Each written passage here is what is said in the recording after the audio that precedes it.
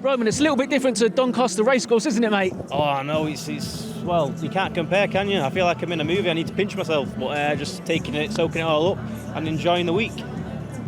I remember when you made that debut, and I think all boxing fans looked and had a lot of respect for the fact that you weren't jumping on a Mr. show or one of your brother's shows. You were starting at the bottom and learning your trade properly. Yeah, you've got to do it. You can't just be thrown in when you're not ready, and I want to make my own name and do my own stuff. And that was great for me. It was a great learning experience, and I've built from that, and here we are today, you know. Very happy. Around the Deontay Wilder fights, your dad used to do some very quiet, measured interviews before he became a big YouTube star. And he used to talk about how when he was in prison and he couldn't watch Tyson, how hard it was. Now, he can not just watch Tyson in person, he can watch Tommy and he can watch you. It must have been an incredible turnaround. He must be the proudest man in the world. Yeah, if you'd have asked him when he was back in jail, you know, if he would have been here today, he would have said no way. So I think God's good and he's a good man. And he's being repaid now, and he can just sit back and enjoy us free boxing and doing well. And hopefully continuing it Friday. I watched the interview that Tyson did, I think he was in Thailand with Well Hydrate, and he was asked about the fallout of getting the cut and having the fight pushed back. And he did at the beginning say, no problem, shit happens. But he did also say that he was off when for the 2 days there wasn't a date. Did you notice that? Did you sense he was a bit down about how it all panned out?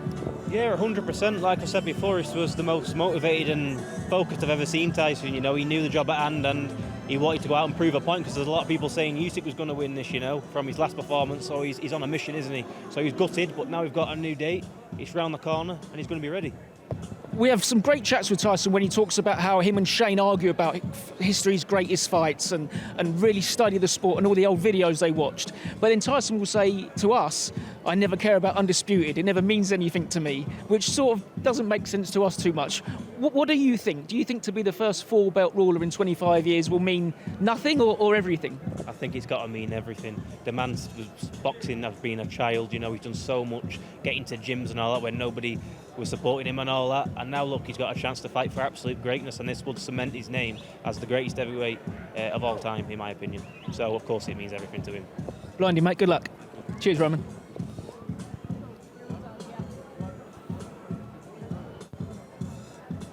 And now let's welcome from Brisbane, Queensland, Australia.